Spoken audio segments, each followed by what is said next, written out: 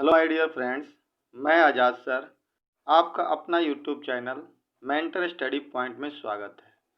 जैसा कि दोस्तों जानते हैं कि मैं आप लोगों के लिए आपके अपने YouTube channel mentor study point के माध्यम से टेस्ट सीरीज का एक कार्यक्रम शुरू किया हूं, जिसके अंतर्गत मैं डेली आप लोगों को 25 से 30 क्वेश्चन का डिस्कस करते हैं और बताने का प्रयास करते हैं।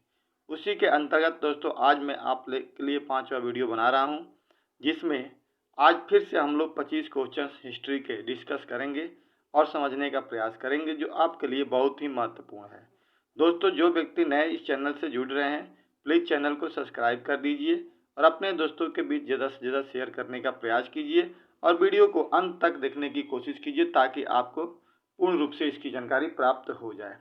चलिए दोस्तों, आज अभी तक हम लोगों ने 116 क्वेश्चन का चर्चा किया है और 116 क्वेश्चन पर डिस्कस करने का प्रयास किया है।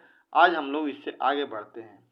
क्वेश्चन कह रहा है कि 117 नंबर क्वेश्चन है कि फ्रंटियर गांधी का असली नाम क्या था। देखिए, फ्रंटियर गांधी उस समय की बात है जब गांधी जी भारत में असहयोग आंदोलन कर रहे थे। तो उस समय उत्तर पश्चिम सीमा प्रांत पर, यानी जिसे हम लोग पश्चिमोत्तर भारत कहते हैं, अफगानिस्तान साइड में, वहाँ पर एक व्यक्ति थे जिनका नाम था अब्दुल गफार खान।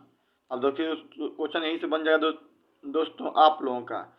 अब्दुल गफार खान, अब्दुल गफार खान को ही फ्रंटियर गांधी के नाम से जाना जाता है और इन्होंने ही एक वहाँ पे संगठन भी बनाया था और इनको लाल कुर्ती आंदोलन करके एक आंदोलन भी चलाया था वहाँ पर। तो खान अब्दुल गफार का ही नाम है, फ्रंटियर गांधी के नाम से जानते हैं। इन्हें फख्र ए अफगान भी कह करके पुकारा जाता है।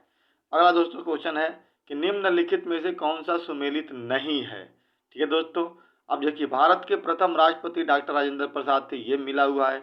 इंडियन नेशनल आर्मी की स्थापना सुभाष चंद्र बोस 1942 ईस्वी में किए थे सिंगापुर में, ये भी सही है। अभी हमने ऊपर वाले क्वेश्चन में देखा कि फ्रंटियर गांधी को ही खान अब्दुल गफार खान कहते हैं। गद्दर पार्टी की स्थापना लाला हरदयाल सिंह ने की थी, नॉट लाला लाजपत राय ने की थी। ठीक है दोस्तों, तो ये आपको गलत है। यानी गद्दर पार्टी की स्थापना 1913 ईस्वी में अमेरिका के सैन फ्रांसिस्को में लाला हरदयाल सिंह द्वारा की गई थी।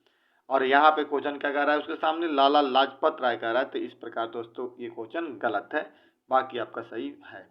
अब कह रहा है दोस्तों कि निम्नलिखित में से वह कौन सा स्थान है जहाँ पे पुर्तगालियों का प्रथम मुख्यालय था। तो दोस्तों जो प्रथम मुख्यालय था पुर्तगालियों का, वो क्या था, तो वो था आपके कोचिंग में। ठीक है दोस्तों, कोचिंग में था। अब कह रहा है कि अगला क्वेश्चन की फ्रांसीसी क्रांति कब हुई थी। तो 1789 ईस्वी में फ्रांसीसी क्रांति हुई थी। कब हुई थी दोस्तों, 1789 ईस्वी में फ्रांसीसी क्रांति हुई थी, जिसका एक नारा था स्वतंत्रता, समानता और बंधुत्व। ठीक है दोस्तों, आगे चलते हैं, हम लोग बात करते हैं। अब कह रहा है कि बंगाल की एशियाटिक सोसाइटी 1784 में इसकी स्थापना हुई थी, के प्रवर्तक कौन थे। तो बंगाल में एशियाटिक सोसाइटी ऑफ बंगाल की जो स्थापना हुई थी, उसके प्रवर्तक सर विलियम जोन्स थे, जिन्होंने के कहने पर यह बात हुई थी और वहाँ पे हमारे किताबों का अंग्रेजी में अनुवाद या हिंदी में अनुवाद किया जाता था। ठीक है दोस्तों, ये आपका क्लियर हो गया क्वेश्चन। अगला कह रहा है कि भारत और पाकिस्तान के बीच शिमला समझौता हस्ताक्षरित हुआ था। कब हुआ था जी। तो शिमला समझौता हमारे और भारत पाकिस्तान के बीच में 1972 ईस्वी में हुआ था। कब हुआ था दोस्तों, 1972 ईस्वी में किया गया था, जब हमारे यहाँ जब भारत पाकिस्तान के बीच में युद्ध हुआ था उसके बाद।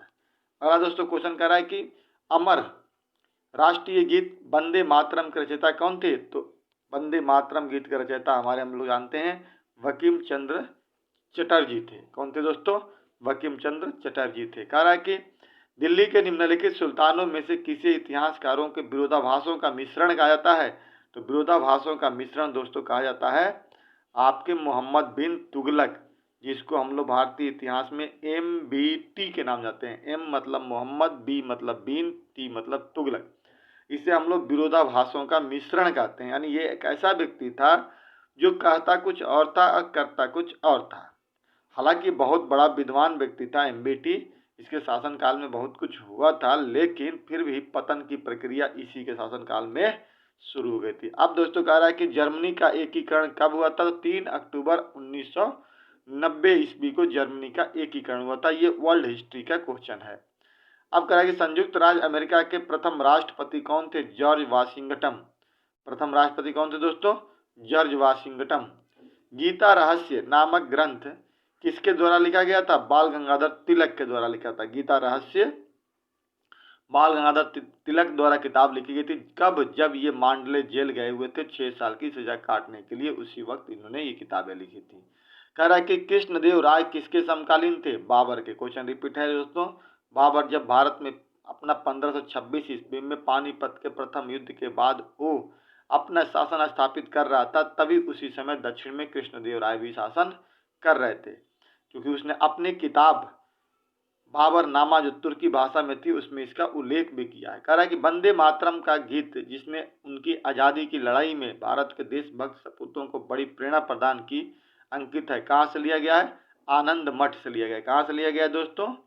आनंद मठ से लिया गया है वंदे मातरम। ठीक है दोस्तों, आगे चलते हैं। कह रहा है त्रिपिटक धार्मिक ग्रंथ है किसका? बुद्धों का। बुद्ध का जो है त्रिपिटक ग्रंथ है, जिसमें 3 पिटक हैं। एक का नाम है धम्म पिटक, दूसरे का नाम है अभिधम्म पिटक, पहला हो गया सूत पिटक, दूसरा हो गया विनय पिटक, तीसरा हो गया अभिधम्म पिटक। तो पिटक किसके ग्रंथ हैं? बौद्ध के हैं। ठीक है दोस्तों, अगला कह रहा है कि अंधेर नगरी चौपट राजा नाटक किसने लिखा था?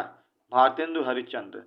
तो दोस्तों थोड़ा ये इतिहास से क्वेश्चन जुड़ा हुआ नहीं है, लेकिन इसको विविध मानते हैं हम लोग, उसी में से एक ये भी है, भारतेंदु हरिश्चंद्र।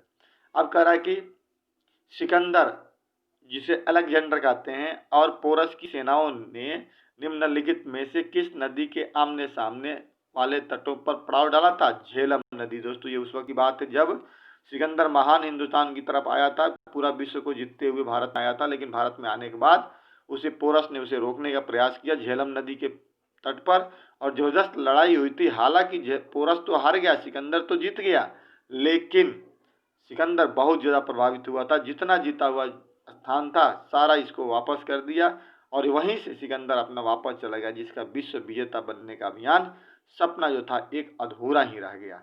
उसको टक्कर किसने दी थी? तो इसी ने दिया था। अब आता है मगध के उत्थान के लिए कौन सा प्रथम शासक उत्तरदायी था? तो मगध के उत्थान के लिए प्रथम शासक कौन था जी? बिंबिसार था। यानी हर्यक वंश का प्रथम शासक बिंबिसार ही तो था। बिंबिसार का पुत्र अजातशत्रु था, उसका पुत्र उदयन था। फिर ये धीरे धीरे प्रक्रिया चलते हुए तब चंद्रगुप्त मौर्य आया था। पहले सबसे पहले हर्यक वंश, फिर शिशुनाग वंश, फिर नंद वंश, और उसके बाद से मौर्य वंश आया था। ठीक है दोस्तों, तो उसके उत्थान में बिंबिसार बहुत बड़ा महत्वपूर्ण योगदान था। अगला कह रहा है क्वेश्चन की निम्नलिखित में से किस वर्ष में 26 जनवरी का दिन स्वतंत्रता दिवस के रूप में मनाया जाता है? तो 1930 से ही हमारे यहाँ 26 जनवरी को स्वतंत्रता दिवस के रूप में हम लोग मनाते आ रहे हैं। यही वजह था कि संविधान हमारा भले ही 26 नवंबर 1949 को बनकर तैयार हुआ, लेकिन हमने उसे लागू किया 26 जनवरी 1950 ईस्वी को, क्योंकि 30 से ही हम लोग स्वतंत्रता दिवस के रूप में मनाते आ रहे थे। ठीक है दोस्तों, आगे कह रहा है कि निम्न में से किस स्थान पर कुंभ मेले का आयोजन नहीं होता है? बनारस में, क्योंकि नासिक में भी होता है, गोदावरी नदी, प्रयाग में भी होता है, गंगा नदी, हरिद्वार में भी होता है उत्तर प्रदेश, बनारस में नहीं होता है। ओणम किस प्रदेश का त्यौहार है? तो केरल का ये एक महत्वपूर्ण त्यौहार है। भारत के नायक अर्जुन के पितामह किसे कहते हैं? तो विचित्रवीर्य को कहते हैं, विचित्रवीर्य थे। निम्न में से किसने मनसबदारी व्यवस्था का सूत्रपात किया था? अकबर। अकबर ने भारत में सबसे पहले मनसबदारी व्यवस्था की शुरुआत की थी दोस्तों, इसे याद रखना। गांधी जी की दांडी यात्रा निम्न में से किसका उदाहरण है? सविनय अवज्ञा आंदोलन। इसीलिए इसको हम लोग सविनय अवज्ञा आंदोलन को दांडी मार्च भी कहते हैं, नमक सत्याग्रह भी कहते हैं। निम्न में से कौन सा शिलालेख चालुक्य सम्राट पुलकेशिन द्वितीय से संबंधित है? एहोल अभिलेख। एहोल इसी से जुड़ा हुआ है। निम्न में से कौन से शहरों तथा उसके साथ प्रतिष्ठानों से संबंधित व्यक्तियों के गलत जोड़े बनाए गए हैं? अब देखिए बता रहा है कि कौन गलत है।